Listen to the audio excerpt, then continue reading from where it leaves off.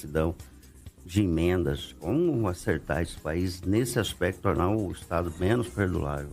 Olha, ninguém vai falar isso na campanha. Ninguém. Eu tô até aguardando, porque todo mundo fala, os mercados querem ver. Eu quero saber a opinião do Ratinho, do Zema, do Caiado e do Flávio sobre essas reformas fiscais. Nós, para ser incontroverso, a gente tem um deputado federal, o Kim protocolou uma PEC que resolve a questão fiscal no Brasil, que aborda tudo, da questão previdenciária, da indexação do BPC e da aposentadoria ao salário mínimo, das questões das renúncias fiscais, da vinculação da saúde e educação, que é um problema orçamentário brasileiro gigantesco, de privilégios penduricalhos, seja com militares, seja com o auto judiciário.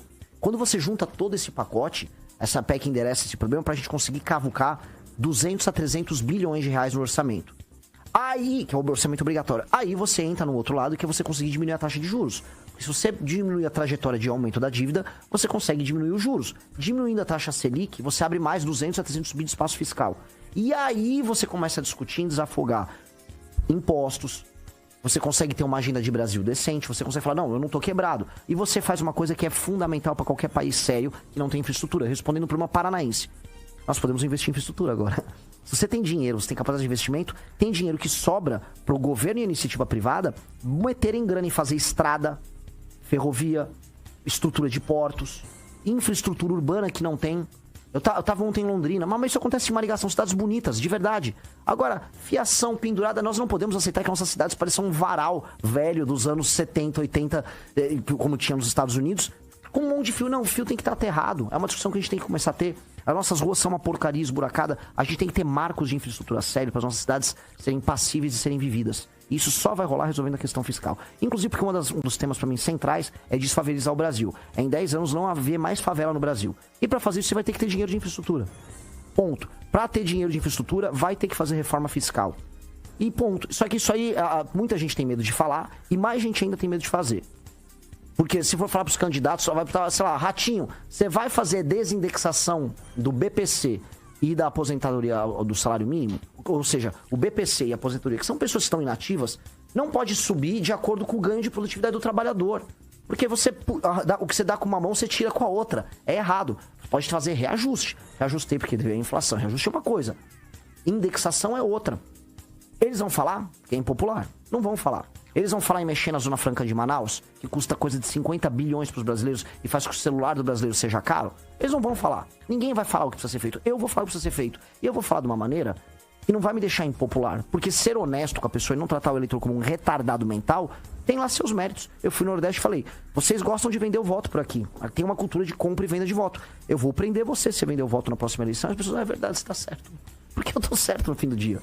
As pessoas se adaptam às circunstâncias e fazem o errado por adaptação. Então, a questão fiscal é uma questão central pra gente e nós vamos falar desse tema sem nenhuma vergonha. Sabe por quê? O Milei fez isso e ganhou a eleição na Argentina. Milei falou do remédio amargo.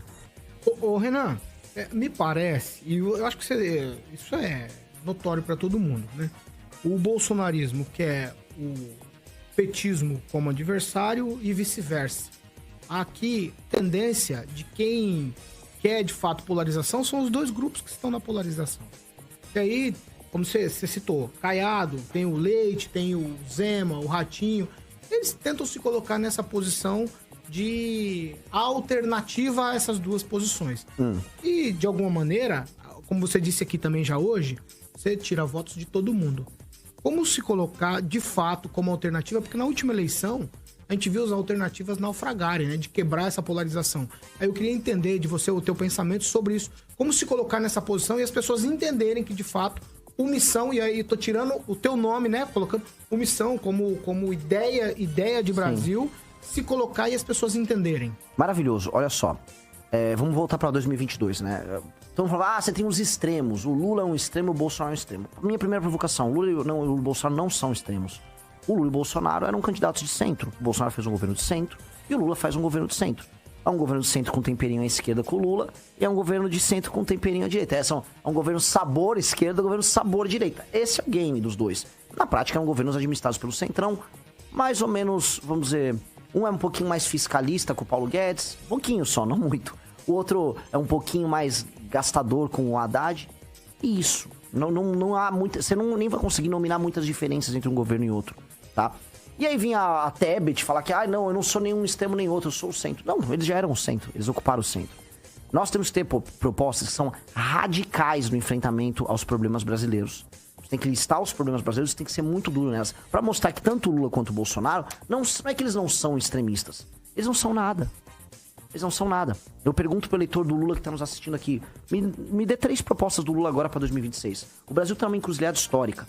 O mundo vai ver automação, inteligência artificial, o mundo tá ficando perigoso, os Estados Unidos tá começando a exercitar seu poder militar, a China vai responder, há focos de guerra no mundo todo, o Brasil tem uma economia que foi se primarizando. Como o Brasil vai resolver? Quais são seus planos? Ninguém sabe. O plano do Lula é... vou dar um pé de meia. Eu não sei. Eu estive numa rádio no Nordeste e perguntei pra um radialista e ele falou, não, o plano do Lula é o pé de meia. Pô, o pé de meia, o cara é presidente das 10 maiores economias do mundo, o plano dele é pé de meia. E do Flávio Bolsonaro? Salva meu pai. Olha, solta meu pai, por favor, eu preciso que meu pai seja solto. É isso. Isso é muito pouco. E eu vou fazer o contrário deles. Eu vou ser radicalmente propositivo. As propostas que eu vou colocar, elas atacam um problema. Elas são propostas pontudas, no sentido que muita gente não vai gostar. Tava com o nosso amigo aqui, ele não gostou de uma proposta. Ele falou, pô, isso aqui não dá do estado de defesa. E é pra ser assim. Eu vou fazer a pessoa debater proposta conosco. Vocês vão falar do assunto, porque elas precisam falar. Porque senão a gente vai ficar nessa inércia ridícula. Então é aí que eu furo esse negócio de polarização. Que não é uma polarização de extremos. É todo mundo no centro cultuando famílias e nomes que eles gostam. E aí entra um outro ponto. Esses outros governadores aí, eles não são alternativa. Porque o alternativo tem 2 coisas aqui e ele é uma terceira coisa diferente. Eles não são, eles estão abaixo do bolsonarismo. O Flávio, o Zema, o Caiado e o Ratinho, eles estão no banco de reservas. Tipo, você não quer o Flávio? Tem eu aqui, eu tô aquecendo. Toma vergonha na cara. Eles são governadores. O Caiado foi efetivamente um bom governador. O Zema e o Ratinho... levaram. O Leite foi o melhor governador do que esses dois, inclusive. O Leite resolveu a questão fiscal em Minas, coisa que o Zema não fez lá no Rio Grande do Sul. O Leite resolveu a questão fiscal no Rio Grande do Sul, coisa que o Zema não fez em Minas. Então, eles vão parar. Quando que eles vão parar de ser basicamente puxa-sacos que estão no banco de reservas e vão se comportar como alternativa? Eu vou responder, eles não vão fazer isso. Quem tá fazendo sou eu, e por isso que eu arranco o voto deles. Porque eu não tenho vergonha de falar, olha, o Flávio Bolsonaro não é uma... É burro votar no Flávio Bolsonaro. Além de se ele ganhar, coisa que não vai acontecer, será um governo ruim, um governo bem ruim, e o Brasil vai continuar ficando pra trás, a gente vai ficar sem mexer nos problemas que interessam pro país eternamente. O Flávio Bolsonaro é uma ilusão pro eleitor de direita. É uma ilusão. O eleitor de direita precisa tomar um Red Pill, uma pílula pra... Pum, nossa! Olha, existia uma coisa por trás da Matrix, hein? Existia. E precisa disso. Ele tem que sair da ilusão.